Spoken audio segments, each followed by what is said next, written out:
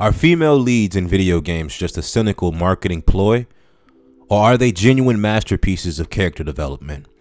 We're diving deep into the recent surge of women protagonists to uncover if these characters are truly pushing gaming forward or just cashing in on a trend. Get ready to challenge your assumptions. Today's take on women leads in gaming today is very much misunderstood, and in many cases riddled with misconceptions that get in the way of allowing them to feel welcomed within every gaming community. Loads of gamers out there, especially those within the Gen Z generation, seem to be stuck in this preconceived notion that women equals woke. Let's define the term woke, shall we? Woke initially meant to remain alert and knowledgeable about social injustices and systemic inequalities, especially those affecting marginalized communities, and to take action against them. Now, the label woke is often utilized by a vocal majority of people to criticize the inclusion of diversity, particularly in characters as protagonists in video games, movies, television, and in some cases, music. I've never really been that kind of person to shy away or have this irrational hatred towards something different than what I stand for or culturally represent. I see this as an opportunity to get a glance of a different perspective. My pops always told me there's two sides to every story, so why miss out on theirs without shaming or disregarding them? Not just for men to women, but for women to men as well, and everything in between. I truly believe that in order for any person to be taken serious or considered, you have to ground yourself and humble your stance upon your environment around you. Not saying let the world walk over you, but understand that it isn't all about you. It's about everything.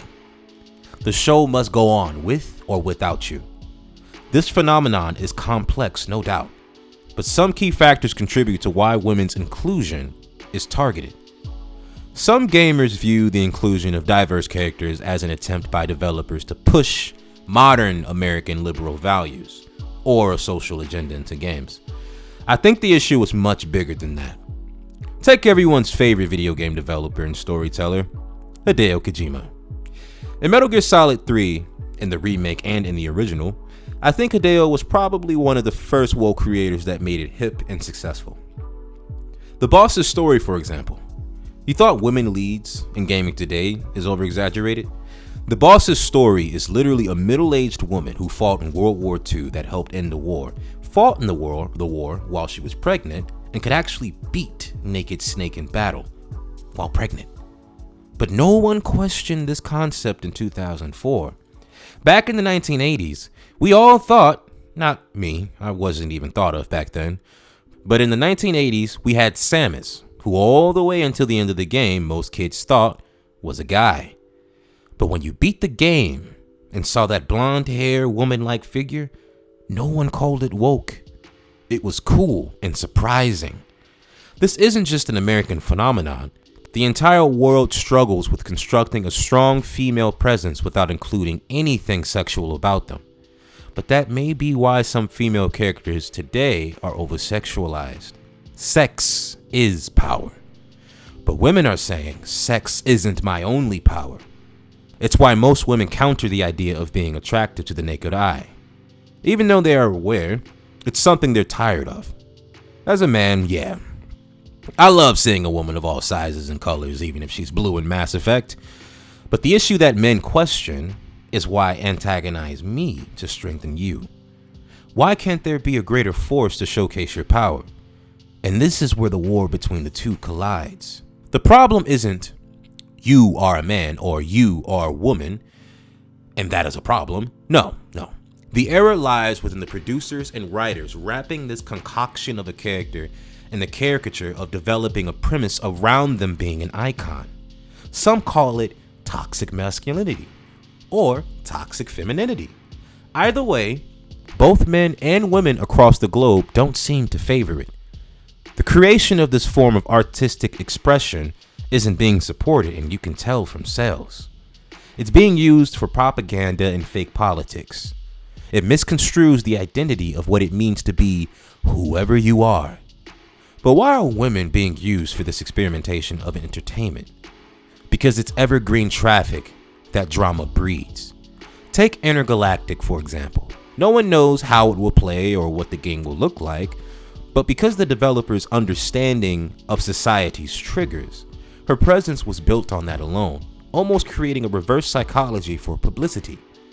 And this can be a good thing and a bad thing at the same time. If the game is genuinely good, it opens up more room for this kind of concept.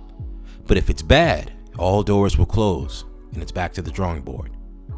The anti-woke crowd often ignores the quality of writing and character development. The mere presence of a female protagonist is enough for a game to be branded as woke, regardless of how compelling her story is. That's really the direction that most of these developers and publishers are angling their hypothesis. Do gamers really care if the game is good, or if it fits with their beliefs and worldview? This pushes female gamers and creators with the same worldview as the general public to be caught in this crossfire. But that's what I'm referring to, coming back to evergreen traffic breeding drama. Women in gaming does not equal woke.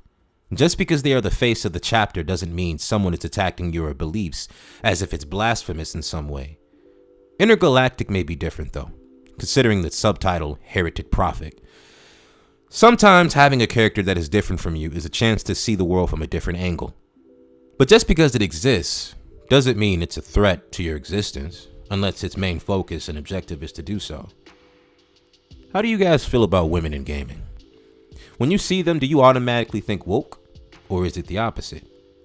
Let me know down in the comment section below. I want to talk about this. Be sure to give the video a like or dislike, your choice. And don't forget to hit me with a subscribe, because I need that. Peace.